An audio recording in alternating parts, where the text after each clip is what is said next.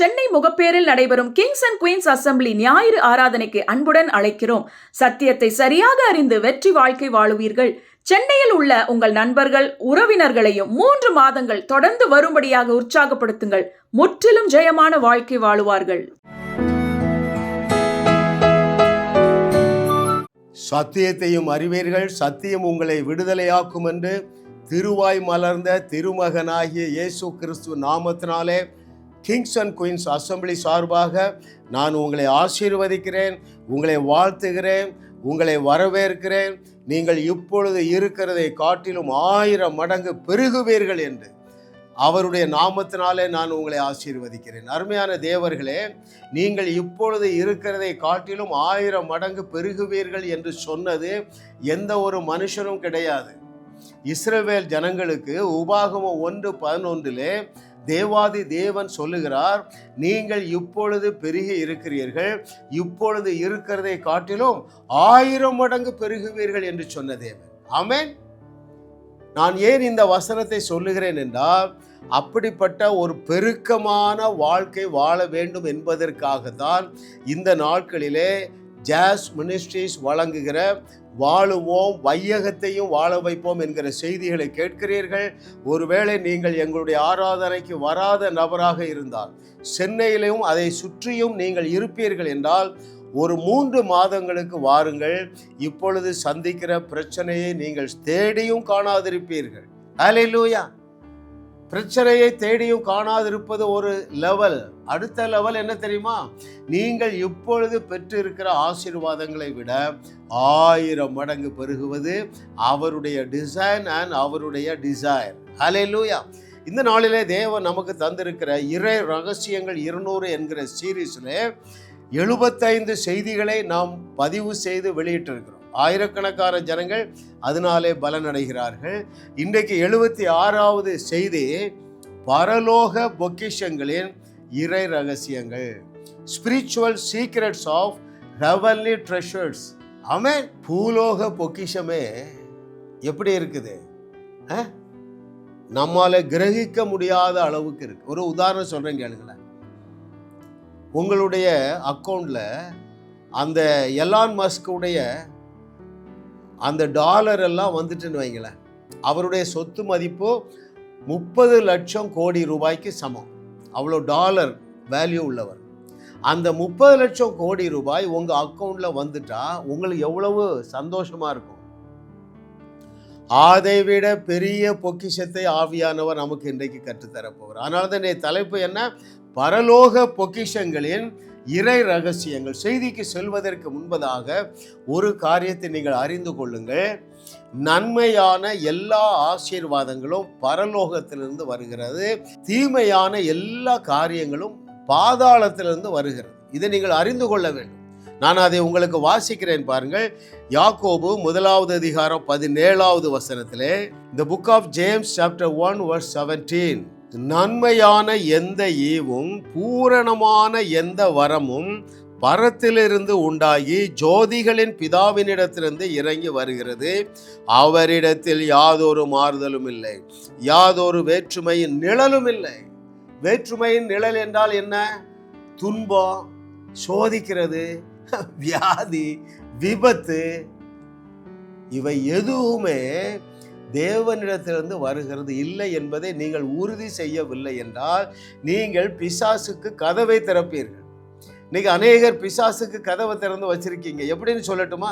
பிசாசு தான் வியாதியை தருகிறான் என்பதை நீங்கள் அறியவில்லை என்றால் அவனுக்கு எதிர்த்து நிற்க மாட்டீங்க.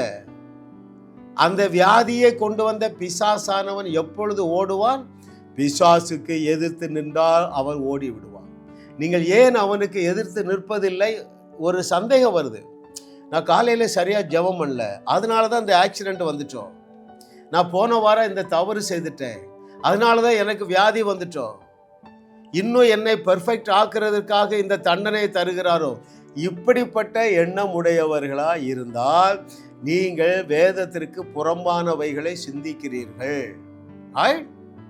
வசனம் என்ன சொல்லுகிறது? நன்மையான எந்த ஈவும், எங்கேருந்து வருது? பரலோகத்திலிருந்து வருதுப்பா. தீமையான எதுவுமே பரலோகத்திலிருந்து வராது என்பதை நீங்கள் என்றைக்கு அறிந்து கொள்ள போகிறீர்கள்? நான் ரட்சிக்கப்பட்டு 1/4 நூற்றாண்டு வீணாய் போய்விட்டது. 3 வியாதி, கொலஸ்ட்ரால், தைராய்டு, டயபெட்டிஸ். என்ன நினைச்சேன்? என்னை இன்னும் தேவன் பரிசுத்தப்படுத்தி கொண்டு இருக்கிறார் என்ற பொய்யை நம்பி I have kept door wide open for the devil's work. பிசாசு என்னை ஃபுட்பால் ஹாக்கி விளையாடும்படியாக கதவை வைடாக திறந்து வச்சிருந்தான். என் ஐஸ்வர்யத்தெல்லாம் எடுத்துகிட்டு போயிட்டான். 2.5 கோடி ரூபா கடலில் கொண்டு விட்டுட்டான். குடும்பத்தில் மிஸ் அண்டர்ஸ்டாண்டிங்கை கொண்டு விட்டுட்டான். வியாதியில் கொண்டு விட்டுட்டான். நெருக்கம், உபத்திரவம். அருமையான தேவனுடைய பிள்ளைகளே, தேவன் நன்மையான ஈவுகளை மாத்திரம்தான் தருகிறார் என்பதை அறிந்து கொண்ட நாள் முதல் வியாதி இல்லை, வியாகுலம் இல்லை, விரக்தி இல்லை, விபத்து இல்லை. எதெல்லாம் இருக்கு தெரியுமா? சமாதானம், சந்தோஷம், ஆரோக்கியம், ஐஸ்வர்யம், நடன கழிப்பு, குதூகலம், கொண்டாட்டம். ஹல்லேலூயா, ஹல்லேலூயா. கர்த்தர் நல்லவர். அருமையானவர்களே, ஆமென். இதை நீங்கள் அறிந்து கொள்ள வேண்டும் என்று பவுல் பல இடத்துல எழுதுறார். சில நிருபங்களை எழுத துவங்கும் பொழுதே இதைத்தான் சொல்றார். எபேசு சபை, அந்த எபேசு சபையாருக்கு எப்படி எழுதுகிறார் என்று நான் உங்களுக்கு வாசிக்கிறேன். The book of Ephesians chapter 1 verses 18 and 19. எபேசியர் 1வது அதிகாரம் 18 முதல் 19 இந்த 2 வசனங்களையும் நீங்க ரொம்ப நாள் தியானிக்கலாங்க. அது என்ன சொல்லுகிறது தெரியுமா? தேவன் நமக்கு தந்திருக்கிற நன்மைகளை அறிந்து கொள்ளக்கூடிய ஒரு பிரகாசம் உள்ள மனக்கண்கள். நான் அதை வாசிக்கிறேன். தாம் நம்மை அழைத்ததினாலே நமக்கு உண்டாயிருக்கிற நம்பிக்கை இன்னதென்றும், பரிசுத்தவான்களிடத்தில் தமக்கு உண்டாயிருக்கிற சுதந்திரத்தினுடைய மகிமையின் ஐஸ்வர்யம் இன்னதென்றும், அந்த மகிமையான ஐஸ்வர்யம் இன்னதென்று உங்களுக்கு அறிவு வேண்டும் என்று சொல்லுகிறார். 19வது வசனத்திலே, தாம் கிறிஸ்துவை மரித்தோரிலிருந்து எழுப்பி அவரிடத்தில் நடப்பித்த தமது பலத்த சத்துவத்தின் வல்லமைப்படியே விசுவாசிக்கிறவர்களாகிய நம்மிடத்தில் காண்பிக்கும் தம்முடைய வல்லமையின் மகா மேன்மையான மகத்துவம் இன்னதென்றும் நீங்கள் அறியும்படிக்கு அவர் உங்களுக்கு பிரகாசமுள்ள மனக்கண்களை கொடுக்க வேண்டும் என்றும் வேண்டிக் கொள்ளுகிறேன். 2 காரியங்களுக்காக வேண்டுகிறேன். என்ன தெரியுமா? உங்களுக்குள்ள தேவன் வைத்திருக்கிற ஆபிரகாமுடைய பூமி தாங்க முடியாத ஐஸ்வர்யத்தை குறித்து உங்களுக்கு ஒரு நாலேஜ் வேணும். 2வது என்ன நாலேஜ் வேணும்? உங்களுக்குள்ளே மரித்தோரையும் எழுப்பக்கூடிய சூப்பர் நேச்சுரல் பவர் இருக்குத, இதை குறித்த நாலேஜ் வேண்டும் என்று அவர் ஜெபம் செய்கிறார். அருமையானவர்களே, ஆமென், ஹல்லேலூயா. அப்படி என்றால் என்ன பொருள்? நீங்க மறுபடி பிறந்த பொழுது நீங்க ஒரு சூப்பர் மேனா ஆயிட்டீங்க. தப்பு தப்பு தப்பு தப்பு. சூப்பர் மேன் அல்ல, சூப்பர் காட் ஆயிட்டீங்க. சொன்னது யாருங்க? இயேசு கிறிஸ்துங்க. ஆமென், ஹல்லேலூயா. கர்த்தர் நல்லவர், நல்லவர், நல்லவர். இந்த ட்ரூத் எல்லாம் அறிஞ்ச பாருங்க. என்னை கொண்டு தேவனுடைய ஆவியானவர் செய்கிற காரியங்களை என்னால கிரகிக்க முடியவில்லை. 10 வருஷம் குழந்தை இல்லைன்னு வராங்க. இந்த வருஷம் கடைசிக்குள்ள உங்களுக்கு தேவன் ஆண் குழந்தையை தந்து விட்டார் என்று சொல்லத்தக்க அளவுக்கு எனக்கு கிருபையாக விசுவாசம் வந்ததற்கு காரணம், தேவன் எனக்குள்ளே வைத்திருக்கிற அந்த சூப்பர் நேச்சுரல் பவரை குறித்து எனக்கு ரேமா வெளிச்சம் வந்துட்டு, ஒரு வெளிப்பாடு வந்துட்டு, நீங்களும் அதை பெற்றுக்கொள்ளுவது எளிது. அருமையானவர்களே, ஆமென். பிசாசுடைய பிரதான தந்திரம் என்ன தெரியுமா? நீ குட் ஃபார் நத்திங்.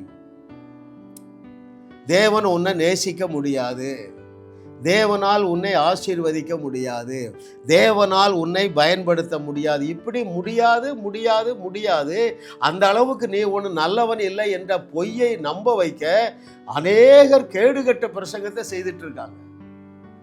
அவர்களுடைய பிரசங்கத்தை கேட்டு நீங்கள் அப்படிப்பட்ட பரிதாபமான வாழ்க்கை வாழ்ந்து கொண்டு இருக்கிறீர்களே, உங்கள் விசுவாசமாகிய கப்பலை சேதப்படுத்துவது தானே அவருடைய அஜெண்டா நம்பர் 1.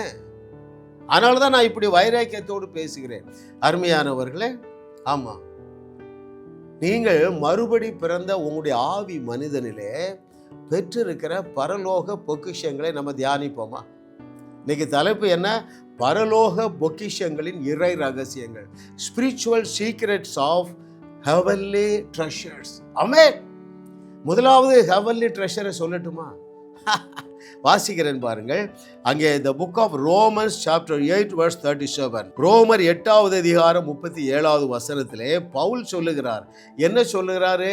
ஐயா, உங்களுக்குள்ள இருக்கிற பரலோக பொக்கிஷத்தை பவுல் எழுதி வைத்திருக்கிறார். இவை எல்லாவற்றிலேயும் நாம் நம்மில் அன்பு கூறுகிறவராலே முற்றும் ஜெயம் கொள்ளுகிறவர்களாய் இருக்கிறோம்.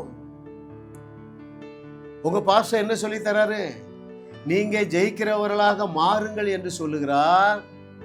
ஆனால் வேதம் சொல்லுகிறது, நீங்கள் ஏற்கனவே ஜெயம் கொண்டவர்களாக இருக்கிறீர்கள். You are more than a conqueror. Hallelujah.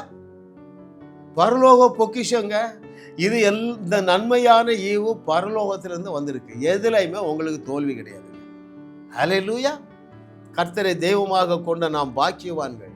ஏனென்றால் எந்த இடத்திலையும் நீங்கள் சோர்ந்து போக வேண்டிய அவசியம் இல்லை. எந்த சிறைச்சாலைக்குள்ளும் நீங்கள் அடைக்கப்பட முடியாது.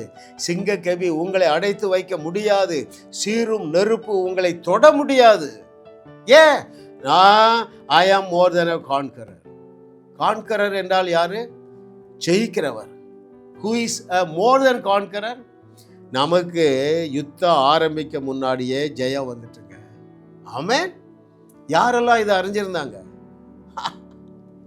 யோசுவா, காலேபு, எலியா, எலிசா, யாரு? நம்ம ஆட்டு இடையன், பவுலு, இயேசு கிறிஸ்து. இதைத்தாங்க முழங்குனாங்க. இதைத்தான் முழங்குனாங்க. தேவனுடைய அபிஷேகத்தை பெற்ற நீ ஜெயிக்க முடியாத எந்த யுத்தமும் கிடையாது. எவ்வளவு பெரிய ராட்சதனாக இருக்கலாம். அந்த ஆட்டு இடையரை போல இந்த சத்தியத்தை நீ அறிந்திருக்கணும். எந்த சத்தியத்தை அறியணும்? நான் முற்றிலும் ஜெயம் கொள்ளுகிறவனாக இருக்கிறேன். So what? இன்றைக்கு இவன் தலையை எடுப்பேன். ஹல்லேலூயா. So what? நான் அந்த சிங்காசனத்தில் உட்காருவேன். So what? என்னுடைய சந்ததியிலே தேவகுமாரன் வெளிப்படுவார். ஹல்லேலூயா. ஹல்லேலூயா. ஐயா, மேலான பொக்கிஷமாகிய நன்மையான ஈவுகளை தேவனுடைய பிள்ளைகளாகிய நாம் ஒவ்வொருவரும் பெற்றிருக்கிறோம். ஆமென். ஓ தேங்க்யூ. பாருங்க, இந்த ட்ரூத்தை அறிஞ்ச எல்லாருமே எந்த சூழ்நிலைக்கும் அடிபணியவே இல்லை. எந்த சிறையிருப்பையும் அவர்கள் ஏற்றுக்கொள்ளவே இல்லை. பாருங்களேன், பழைய ஏற்பாட்டில் நிறைய பேர் இருக்காங்க, புதிய ஏற்பாட்டில் இருக்கிறாங்க. பாருங்க, யோசேப்பை தூக்கி சிறைச்சாலைகளை போடுறாங்க. பயந்து போயிட்டானா? ஆதியாகமம் புஸ்தகத்திலே யோசேப்புக்கு அந்த வெளிப்பாடு எல்லாமே எனக்கு நன்மையாக தான் முடியும். ஏன்? நான் முற்றிலும் ஜெயம் கொள்ளுகிறவனாய் இருக்கிறேன். ஹல்லேலூயா. ஐயா, கர்த்தரை தெய்வமாக கொண்ட நீங்கள் பாக்கியவான்கள். ஏனென்றால் உங்களுக்கும் தோல்விக்கும் சம்பந்தம் இல்லை, உங்களுக்கும் வியாதிக்கும் சம்பந்தம் இல்லை. கர்த்தரை தெய்வமாக கொண்ட நீங்கள் பாக்கியவான்கள். ஏனென்றால் உங்கள் விபத்துக்கும் உங்களுக்கும் சம்பந்தம் இல்லை, வியாகுலத்திற்கும் உங்களுக்கும் சம்பந்தம் இல்லை. ஏன்? ரோமர் 8:37, நீங்கள் முற்றிலும் ஜெயம் கொள்ளுகிறவர்களாக இருக்கிறீர்கள். ஆமென். சிறைச்சாலை அவனை பிடித்து வைக்க முடியல. பழைய ஏற்பாட்டில் யோசேப்பை பிடித்து வைக்க முடியவில்லை. புதிய ஏற்பாட்டில் பவுலையும் சீலாவையும் பிடித்து வைக்க முடியவில்லை. வனாந்தரம் அவர்களை விழுங்க முடியவில்லை. 99.99% வனாந்தரத்தினாலே விழுங்கப்பட்டார்கள். அந்த சத்தியத்தை அறிந்த காலேப் யோசுவாவை அந்த வனாந்தரம் தொட முடியல. பிராமிஸ் லேண்டை சுதந்திரித்தார்கள். ஏன்? நான் முற்றிலும் ஜெயம் கொள்ளுகிறவளாக இருக்கிறேன். ஹல்லேலூயா. இந்த ட்ரூத்தை அறிஞ்ச பாருங்க, எந்த வியாதி என்று ஃபோன் வந்தாலும் சரி சோர்ந்து போகிறதே இல்லை. அன்னைக்கு ராத்திரி ஒருத்தி 10 மணிக்கு கூப்பிடுறேன். ஆஸ்பத்திரியில் தகப்பனார் இறந்துட்டார். பாடியை ஆம்புலன்ஸில் ஏற்றிட்டு கூப்பிடுறான். அங்கிள், நான் சோன்சோ பேசுகிறேன், சொல்லுமா. உங்கள் செய்தி 100 செய்தி கேட்டேன் அங்கிள், சொல்லுமா. எங்கள் அப்பாவுடைய பாடியை ஆம்புலன்ஸில் கொண்டு போகிறோம், அந்த பாடிக்கு பக்கத்தில் தான் இருக்கிறேன் அப்படிங்கிறான். நான் சோர்ந்து போகிறதே இல்லை. உங்களுக்கு எத்தனை பேர் கவனிக்கிறீங்க? ஷாக்கு கிடையாதுங்க. ஏன்? இவர் இன்னும் 120 வருஷம் வாழணும் என்பது தேவனுடைய சித்தம். இப்போதான் இவர் 70 வயசுக்கு வந்திருக்கிறாரு. அப்போ இன்னும் 50 வருஷம் வாழுவார் என்பது தேவனுடைய சித்தம். இது உங்களுக்கு ஒரு வெளிப்பாடாக வர வேண்டும். வேற எது வெளிப்பாடாக வர வேண்டும்? இந்த செத்தவங்களை எழுப்புறதுக்கு எனக்கு நாக்கில் இருக்கிற பவர் போதும். ரைட்? இன்னொரு வெளிப்பாடு வந்தது. அவளுக்கு இருக்கிற விசுவாசம் பாருங்க. 2 பேர் ஒருமனப்பட்டால் பரலோகத்தில் இருக்கிற பிதாவினால் ஆகும். ஐயோ செத்து போயிட்டாங்களே, பாக்ஸில் வச்சிட்டாங்களே, நீ அதுக்கு முன்னாடியே கூப்பிடக்கூடாதா? சான்ஸே இல்லை. ஏன்? 4 நாள் கழித்தாலும் அந்த சரீரத்தை உயிரோடு எழுப்ப உன்னால முடியும். உங்களுக்கு ஒரு கேள்வி இருக்கும், அங்கிள் இதை சொல்லுங்க, எழுப்புனீங்களா இல்லையா? ஐயா, அன்றைக்கு எழும்பவில்லை, அதை குறித்து எனக்கு கவலையும் இல்லை, வெட்கமும் இல்லை. நான் பேசின 20 நிமிஷம் இயேசு நாமத்தினால ராஜகுமார் எழுந்திருங்க எழுந்திருங்கன்னு அவ ஆமேன் ஆமேன்னு சொன்னா, எழுந்திருக்கவில்லை. ஆனாலும் நான் அதை குறித்து அவமானப்படவில்லை. ஏனென்றால் எனக்கு ஒன்று தெரியும், நான் முற்றிலும் ஜெயம் கொள்ளுகிறவனாக இருக்கிறேன்.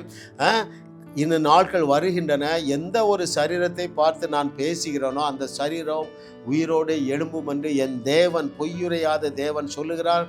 தேவனே உமக்கு நன்றி நன்றி நன்றி நன்றி. நம்முடைய பிரசங்கம் 80 செய்தியை கேட்டு அழகிய பாண்டியபுரத்திலே சகோதரி தன்னுடைய கணவனை உயிரோடு எழுப்பி விட்டாளே, பெங்களூர்ல ஒரு சகோதரி உயிரோடு எழுப்பி விட்டார்களே. ஹல்லேலூயா. ஐயா, என்னோடு நீங்கள் இணைந்து கொள்ளுங்கள், அப்பொழுது நீங்கள் முற்றிலும் ஜெயம் கொள்ளுகிறவர்களாக இருக்கிறீர்கள் என்பதை ஏற்றுக்கொள்ளுவீர்கள், ஏற்ற மிகு வாழ்வை காண்பீர்கள். ஏனென்றால் அது பரலோகத்திலிருந்து வந்த பொக்கிஷம். எது பரலோகத்திலிருந்து வந்த பொக்கிஷம்? அந்த கான்கரர் என்கிற ஸ்டேட்டஸ், முற்றிலும் ஜெயம் கொள்ளுகிறவன் என்கிற ஸ்டேட்டஸ் பரலோகத்திலிருந்து வந்த நன்மையான ஈவு. ஹல்லேலூயா. Thank you master, what a loving daddy. இரண்டாவதாக பரலோகத்திலிருந்து வந்த பொக்கிஷம் என்ன தெரியுமா? வாசிக்கவா?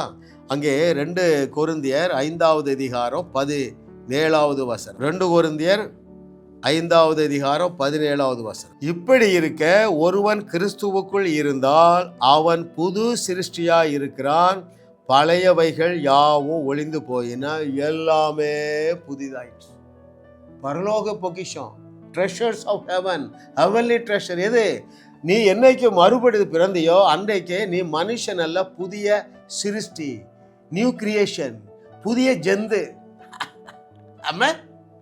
அதே அங்கே எபேசியர் 4வது அதிகாரம் 24வது வசனத்திலே, அங்கே எபேசியர் 4:24 பவுல் ஒரு காரியத்தை செய்யும்படியாக உங்களிடத்திலே சொல்லுகிறார். மெய்யான நீதியிலும் பரிசுத்தத்திலும் தேவனுடைய சாயலாக சிருஷ்டிக்கப்பட்ட புதிய மனுஷனை தரித்து கொள்ளுங்கள். அப்படி என்றால் என்ன பொருள்? அதை அக்செப்ட் பண்ணுங்கப்பா. நீ பழைய மனுஷன்ல, எல்லாமே புதிதாக்கப்பட்ட புதிய மனுஷனாக, புதிய ஜந்துவாக இருக்கிறாய் என்பதை நீ என்றைக்கு அறிந்து ஏற்றுக்கொள்ள போகிறாய்? அதை நான் திரும்ப வாசிக்கிறேன் பாருங்கள். எபேசியர் 4:24 மெய்யான நீதியிலும் பரிசுத்தத்திலும் தேவனுடைய சாயலாக சிருஷ்டிக்கப்பட்ட புதிய மனுஷனை தரித்து கொள்ளுங்கள். ஐயா, நீ புதிய மனுஷனாய் இருக்கிறாய் என்று எழுதி இருக்கிறதே, அதை ஏற்றுக்கொள்ளுங்கள். நீங்கள் தேவர்களாக இருக்கிறீர்கள் என்று இயேசு சொன்னாரே, அதை ஏற்றுக்கொள்ளுங்கள். நீங்கள் முற்றிலும் ஜெயம் கொண்டவர்களாக இருக்கிறீர்கள் என்று சொல்லியிருக்கே, அதை ஏற்றுக்கொள்ளுங்கள். இதாங்க மேட்டர். ஏற்றுக்கொள்ளுகிறீர்களா இல்லையா? ரைட்? பாருங்கள், அவருடைய தழும்புகளால் குணமானோம். ரட்சிக்கப்பட்டு 25 வருஷம் நான் அதை ஏற்றுக்கொள்ளலை. யாருக்கோ எழுதியிருக்குன்னு நினச்சிட்டேன். அந்த அளவுக்கு நான் நல்லவன் கிடையாதுங்க, அந்த அளவுக்கு நான் பக்திமான் கிடையாது. எப்படி என்னுடைய வியாதியை அவர் சுமந்து தீர்த்தார்? கேள்வி. வெளிச்சம் வந்தது பாருங்க. என்ன வெளிச்சம் வந்தது? நான் ஒரு புது சிருஷ்டி. எனவே என்ன, இந்த வசனம் எனக்கு சொந்தம். 3 வியாதியும் என்னை விட்டு ஓடிவிட்டன. அப்போ அந்த ரகசியத்தை நான் உங்களுக்கு கற்றுக் கொடுக்க வேண்டுமா இல்லையா? அருமையான பிள்ளைகளே, ஆமென். நீங்கள் உருமாற்றம் அடைந்து உள்ளீர்கள். ஏனென்றால் அந்த முற்றிலும் ஜெயம் கொள்ளுகிற வாழ்க்கையை நீங்கள் தரித்து கொண்டு இருக்கிறீர்கள். அது எப்பொழுது வேலை செய்கிறது என்றால், இந்த சத்தியத்தை நீங்கள் அறிந்து ஏற்றுக்கொள்ளும் பொழுது. பரலோக பொக்கிஷங்களின் இறை ரகசியம் இல்லையா? 3வது பரலோக பொக்கிஷத்துக்கு போவோமா? ஆமாம், பல பொக்கிஷங்களை நீங்கள் பெற்று இருக்கிறீர்கள். ஒரு 10 அல்லது ஒரு 7 பார்ப்போம் இன்னைக்கு. ஹல்லேலூயா. பாருங்கள், 3வது என்ன பொக்கிஷம் தெரியுமா? விழுந்து போன சாத்தானுடைய இந்த பூமியில உங்களை இருள் ஆதிக்கம் செலுத்த முடியாது. ரைட்? அதை வாசிக்கவா உங்களுக்கு? கொலோசையர் 1:30. The book of Colossians chapter 1 verse 13, 13 வாசிக்கிறேன். இருளின் அதிகாரத்தினின்று நம்மை விடுதலையாக்கி. ஹalleluya. இப்படி வாசிக்கட்டுமா? தோல்வியின் அதிகாரத்திலிருந்து நாம் விடுதலையாக்கப்பட்டு இருக்கிறோம். கண்ணீரின் ஆதிக்கத்திலிருந்து நாம் விடுதலையாக்கப்பட்டு இருக்கிறோம். அந்த இருளின் ஆதிக்கம் என்ன செய்யும்? வியாதியை தரும். அந்த வியாதியின் ஆளுகையிலிருந்து நாம் விடுதலையாக்கப்பட்டு இருக்கிறோம். கண்ணீரின் பள்ளத்தாக்கிலிருந்து நாம் விடுதலையாக்கப்பட்டு இருக்கிறோம். ஹalleluya. Thank you Lord for your goodness. What a loving daddy பாருங்க. அதாவது இந்த உலகத்தில் உள்ள பிரச்சனை உங்கள் மீது ஆதிக்கம் செலுத்த முடியாது. ஹalleluya. அதுதாங்க என்னது? இருளின் ஆதிக்கம். The power of the darkness. பிசாசுடைய ஆதிக்கம், தோல்வியினுடைய ஆதிக்கம், பயத்தினுடைய ஆதிக்கம், கடன் பிரச்சனையுடைய ஆதிக்கம். இந்த சவால்களை நீ ஏறி மிதிப்பான். ஏன்? இது உன்னை பிடிச்சு வைக்க முடியாது. அதைத்தான் அழகாக சொல்கிறார் பாருங்கள். இருளின் அதிகாரத்திலிருந்து நாம் விடுதலையாக்கப்பட்டு இருக்கிறோம். எதெல்லாம் இருள்? பயம், கவலை, சந்தேகம், கடன் பிரச்சனை, வியாதி, குழப்பம், பிரிவினைகள், இச்சைகள், பாவங்கள். ஐயா, இது எதுவுமே உன்னை ஆளுகை செய்ய முடியாது. It is from heaven. நன்மையான இந்த ஈவு பரலோகத்திலிருந்து வந்திருக்கு. அதுக்கு நான் கொடுத்திருக்கிற பெயரு பரலோக பொக்கிஷம். ஹalleluya. Thank you Holy Spirit. எங்களை சகல சத்தியத்திற்குள்ளேயும் நடத்துகிற தேவனுடைய ஆவியானவரே, உமக்கு நன்றி நன்றி நன்றி நன்றி நன்றி. Thank you Master for your goodness. 4வது பொக்கிஷத்தை அதே வசனத்தில் நான் வாசிக்கிறேன். கொலோசையர் 1:13 2வது பகுதி. தமது அன்பின் குமாரனுடைய ராஜ்யத்திற்கு உட்படுத்தினவருமாய் இருக்கிற பிதாவை ஸ்தோத்தரிக்கிறேன். எந்த ராஜ்யத்துல வாழுகிறீங்க? கவனிக்கிறீங்களா? தேவனை அறியாத ஜனங்கள் தான் இருளின் ஆதிக்கத்திலே இருக்கிறார்கள். நீங்கள் தேவனை ஏற்றுக்கொண்டு ரட்சிக்கப்பட்டு தேவனுடைய பிள்ளையாக இருக்கிறதுனாலே அன்பின் குமாரனுடைய ராஜ்யத்துக்குள்ள வந்துட்டீங்க. அங்க என்னதெல்லாம் இல்லை? துன்பம் இல்லை, துயரம் இல்லை, கண்ணீர் இல்லை, பயம் இல்லை, மரணம் இல்லை. ஹalleluya.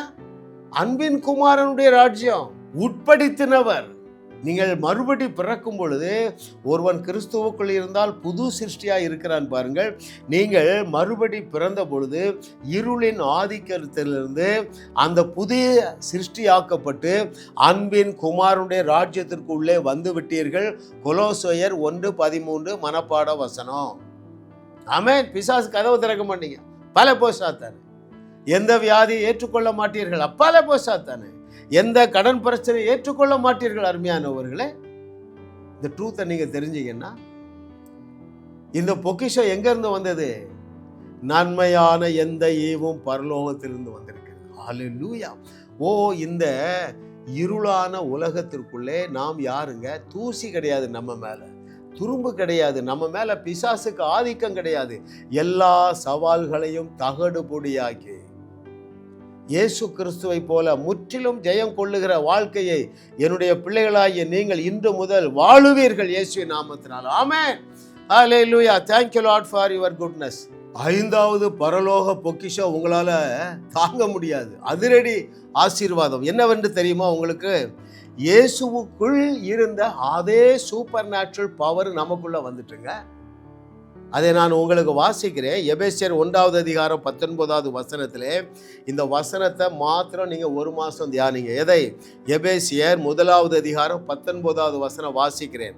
தாம் கிறிஸ்துவை மரித்தோரிலிருந்து எழுப்பி அவரிடத்தில் நடப்பித்த தமது பலத்த சத்துவத்தின் வல்லமைப்படியே விசுவாசிக்கிறவர்களாகிய நம்மிடத்தில் காண்பிக்கும் தம்முடைய வல்லமையின் மகா மேன்மையான மகத்துவம் இன்னதென்றும் நீங்கள் அறியும்படிக்கு அவர் உங்களுக்கு பிரகாசமுள்ள மனக்கண்களை கொடுக்க வேண்டும் என்று வேண்டிக் கொள்ளுகிறேன்.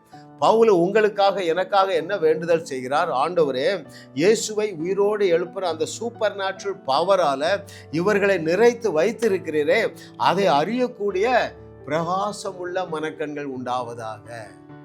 இந்த வெளிச்சம் பவுலுக்குள்ள இருந்ததுனால தான் எந்த டெட் பாடியை பார்த்தாலும் விடுறதில்லை, உயிரோடு எழுப்பிடுவான். அது கப்பல் சேதமா? கலங்க மாட்டான், களி கூறுவான், பேசுவான். இது கப்பலுக்கு தான் சேதம், நம்ம யாருக்குமே உயிர் சேதம் அல்ல என்று தைரியமாக எப்படி பேசினான்னா, நான் பேசிட்டா அற்புதம் நடந்துரும் என்கிற அறிவு இருந்ததுங்க. அந்த அறிவு தேவனை என்ன செய்ய வைத்தது? பவுல் மூலமாக பயங்கரமான அற்புதங்கள் நடந்து தேவனுடைய வார்த்தை உறுதி செய்து பட்டதா இல்லையா? அதற்காகத்தானே தேவன் உன்னை அழைத்திருக்கிறார். அதற்காகத்தானே இயேசு கிறிஸ்து சொன்னார், நீங்கள் நான் செய்ததை விட பெரிய அற்புதங்களை செய்வீர்கள், ஏனென்றால் எனக்குள்ள இருக்கிற அந்த சூப்பர் நேச்சுரல் பவர் உங்களுக்குள்ளேயும் இருக்கிறது என்றார். ஏற்றுக்கொள்ளுவீர்களா? ஏற்றமிகு வாழ்க்கை உங்களுக்காக காத்திருக்கிறது அருமையானவர்களே. ஆமென். பாருங்க, இந்த ட்ரூத்தை அறிஞ்சிருந்தாங்க பாருங்க. என்னால இயேசு கிறிஸ்து செய்தவையும் செய்ய முடியும், அதைவிட பெரிய அற்புதங்களையும் செய்ய முடியும் என்பதை அறிந்த யாரு? John G Lake, Kenneth Copeland, Benny Hinn, யாரு அப்புறம் டிஜிஎஸ் தினகரன், எல்லாரும் மல்டி மில்லியனர் ஆயிட்டாங்க. அநேக ஸ்திரீகள் தங்கள் ஆஸ்திகளால் இவர்களை ஆசீர்வதித்தார்கள். தண்ணீரை போல் அற்புதங்கள் தாராளமாய் செய்திடுவாய், தண்ணீரை போல் அற்புதங்கள் தாராளமாய் செய்திடுவாய், எண்ண முடியா வியாதிகள் விலகும், எண்ணில் அடங்கா நன்றி ராஜாயப்பா. இவர்கள் நான் சொன்ன பாருங்க ஒரு லிஸ்ட்டு. இவங்க தண்ணீரை போல அற்புதம் செய்தாங்க. பரலோகம் அவர்களை ஆபிரகாமுடைய ஆசீர்வாதங்களால் நிறைத்தது. யூனிவர்சிட்டியே தேவன் அவர்களை கொண்டு கட்டினார். ஆமென். ஹல்லேலூயா.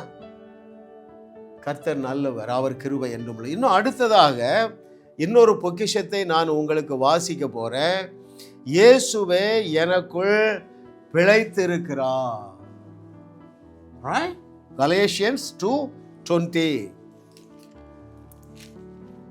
கலாத்தியர் 2வது அதிகாரம் 20வது வசனத்திலே, கிறிஸ்துவுடனே கூட சிலுவையில் அறையப்பட்டேன், ஆயினும் பிழைத்திருக்கிறேன், இனி நான் அல்ல, கிறிஸ்துவே எனக்குள் பிழைத்திருக்கிறார். ஆமென். நீங்கள் அல்ல. இப்படி சொல்லலாம். என்கிட்ட கேட்குறாங்க, பிரதர் உங்க பேர் என்ன? இயேசு. இல்லை பிரதர் உங்கள் பேரை கேட்குறேன். ஆமாம், இயேசு எனக்குள்ளே வாசம் பண்ணுகிறார் பிரதர். அப்போ நான் இயேசு தானே? It's not an exaggeration. It's not an exaggeration. இதை விட ஒன்று பெருசாக சொல்லிட்டாரு, அது அப்புறம் பார்ப்போம் இல்லையா?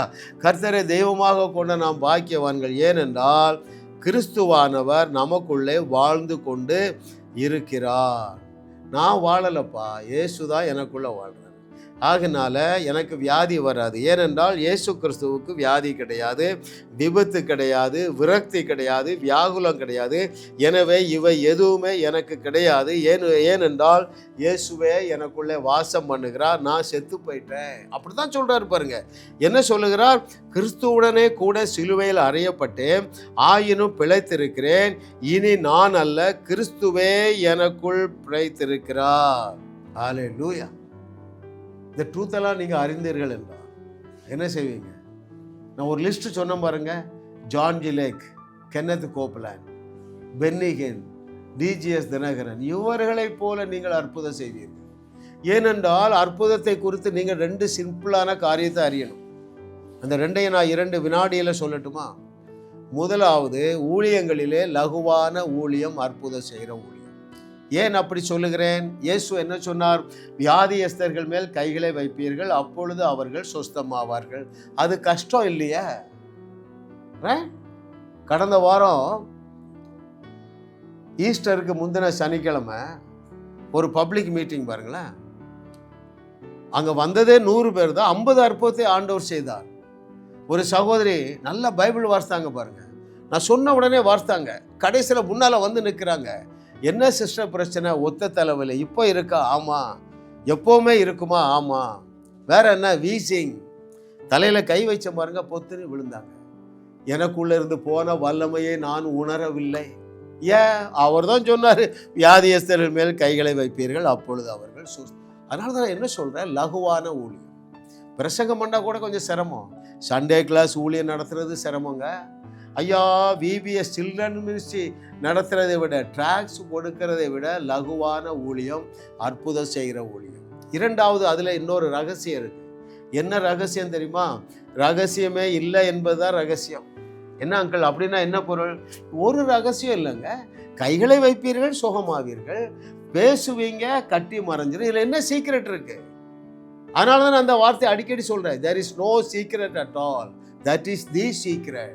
இது ரெண்டையும் மெடிடேட் பண்ணுங்க. ஊழியங்களிலே லகுவான ஊழியம், அற்புதம் செய்கிற ஊழியம், அப்புறம் அதில் ரகசியம் ஒன்றுமே இல்லை, அதுதான் ரகசியம். ஹல்லேலூயா. கிறிஸ்துவாக நீங்கள் இருந்து கொண்டு இருக்கிறீர்கள். ஆமென். ஹல்லேலூயா.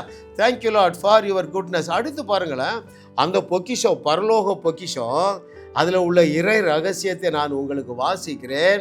அங்கே 1 கொரிந்தியர் 1வது அதிகாரம் 24வது வசனத்திலே பவுல் அதை பஞ்சு பண்ணுகிறார். ஆகிலும் யூதரானாலும் கிரேக்கரானாலும் தமிழர்களானாலும் எவர்கள் அழைக்கப்பட்டு இருக்கிறார்களோ அவர்களுக்கு கிறிஸ்து தேவ பலனும் தேவ ஞானமுமாய் இருக்கிறார். Very important truth. நம்ம என்ன தியானிக்கிறோம்? நீங்கள் மறுபடியும் பிறந்த பொழுது உங்களுடைய ஆவி மனிதனிலே பரலோகம் வைத்துள்ள 10 சூப்பர் நேச்சுரல் பொக்கிஷங்களை தியானிக்கிறோம். அதில் 7வது பொக்கிஷம், உங்களுக்கு இயேசு ஞானமாகி விட்டார், உங்களுக்கு இயேசு தேவ பலனாகி விட்டார். அப்படின்னா என்ன பொருள் இல்லையா? நான் திரும்ப வாசிக்கிறேன் பாருங்க. கிறிஸ்து தேவ பலனும் தேவ ஞானமுமா இருக்கிறார். நீ 40 நாள் உபவாசம் பண்ணு ஞானி ஆயிடுவா, அப்படி சொல்லலைங்க. நீங்க மறுபடி பிறந்த பொழுதே கிறிஸ்துவே உங்களுக்கு ஞானமாகி விட்டார். பாருங்கள், எனக்கு ரொம்ப இதுல ஒரு ஆழமான சத்தியம். தேவனுடைய பிளான் எவ்வளவு பெரிய பிளான் வச்சிருந்தா இயேசுவையே உங்களுக்கு ஞானமாக்குவார். கொஞ்சம் யோசிங்களேன். பாருங்கள், இப்படி சொன்னா இன்னும் உங்களுக்கு லகுவாக புரியும். தேவன் உங்களுக்கு ஞானத்தை தரவில்லை, தேவனே உங்களுக்கு ஞானமாகி விட்டார். ரைட்? நம்ம அப்போ எப்படிங்க நம்ம முட்டாளா இருக்க முடியும்? இருக்கவே முடியாதுங்க. இது வெளிச்சமாகட்டும் உங்களுக்கு. 1 கொரிந்தியர் 1:24 இயேசுவின் நாமத்தினால் நான் சொல்றேன். என்னுடைய இந்த செய்தியை கேட்கிறவர்களுக்கு இது ஒரு ரேமா, வெளிச்சம் உண்டாகட்டும். இந்த வார்த்தை மாம்சமாகட்டும். இயேசுவே இவர்களுக்கு தேவ ஞானமாகிவிட்டார், இயேசுவே இவர்களுக்கு தேவ பலனாகிவிட்டார் என்ற வார்த்தை இவர்களுக்கு மாம்சமாக மாறுவதாக, ஒரு பிரகாசமுள்ள மனக்கண்கள் உண்டாவதாக இயேசுவின் நாமத்தில். ஆமென், ஆமென். அந்த தேவ வல்லமை என்ன செய்யும்? இயேசுவாகிய தேவ வல்லமை என்ன செய்யும் தெரியுமா? இல்லாததை இருக்கிறது போல பேசும். தபித்தாள் செத்து போறா. இந்த ரெண்டும் வேலை செய்து யாருக்கு? பேதுருவுக்கு.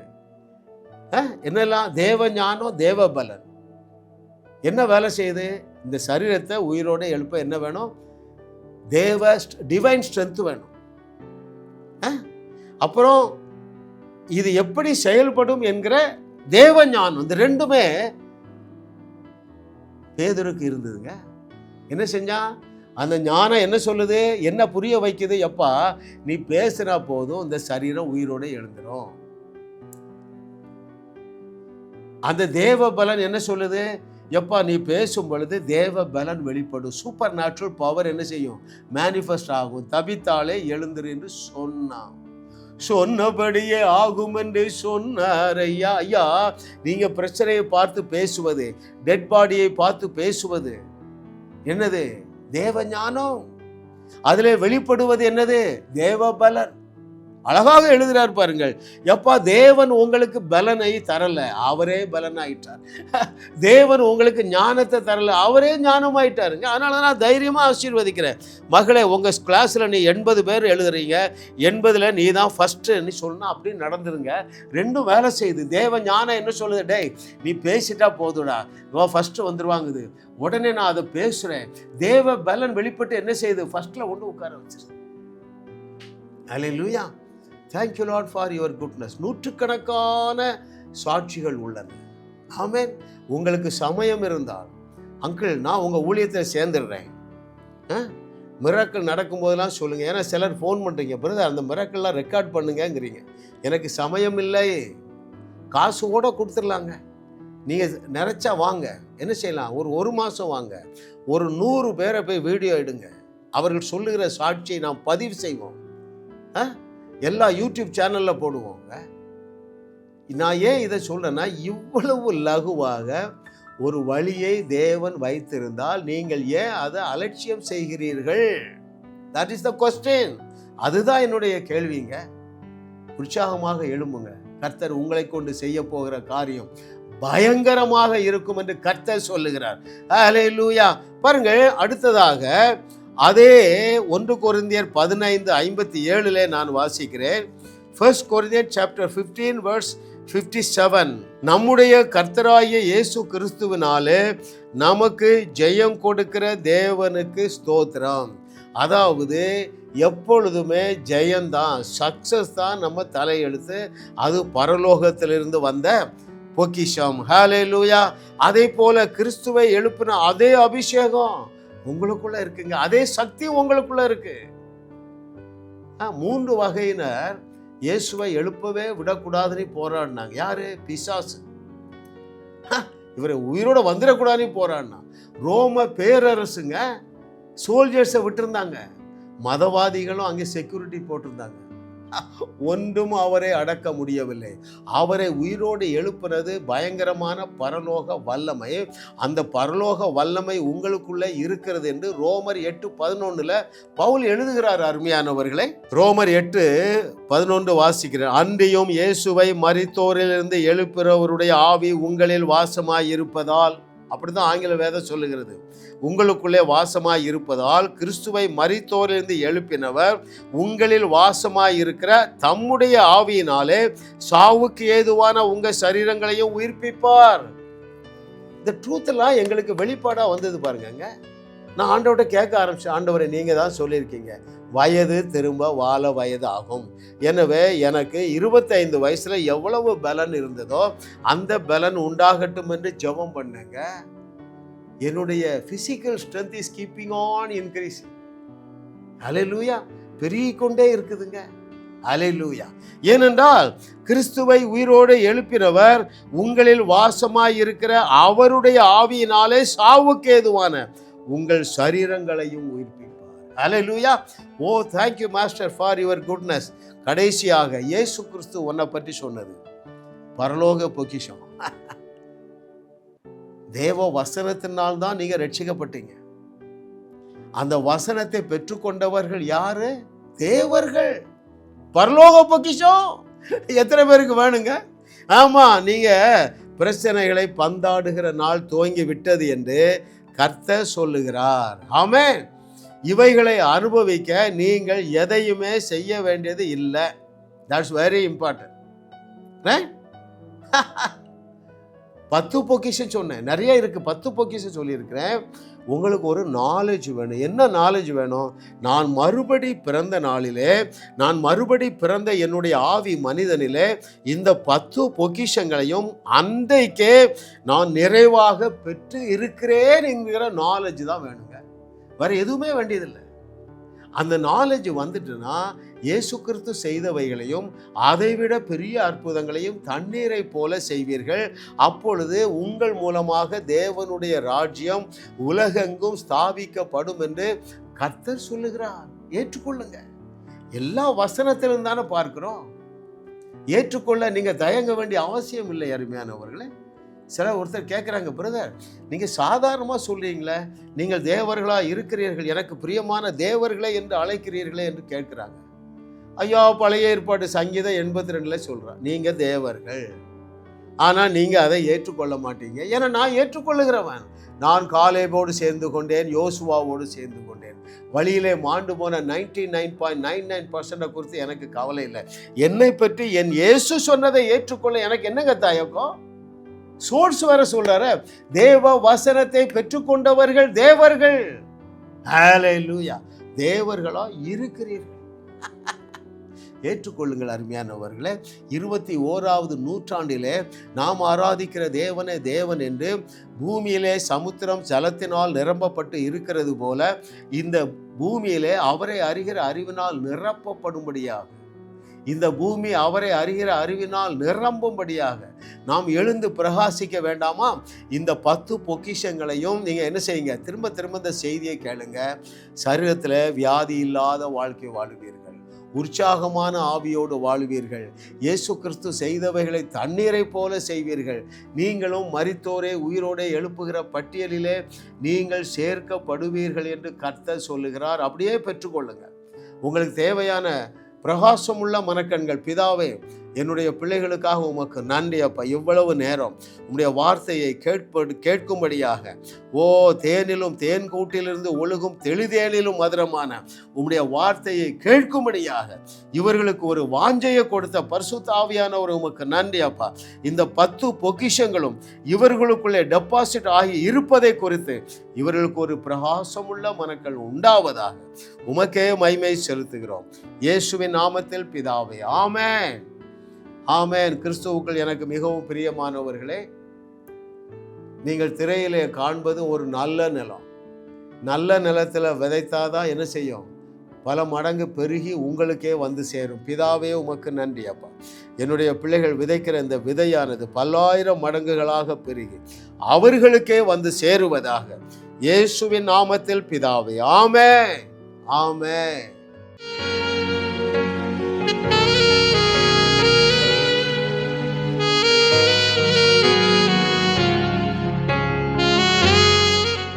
வாழ வைத்து உங்கள் மூலம் உலகத்தையும் வாழ வைக்கவே தேவன் எங்களை கிருபையாக அழைத்துள்ளார்.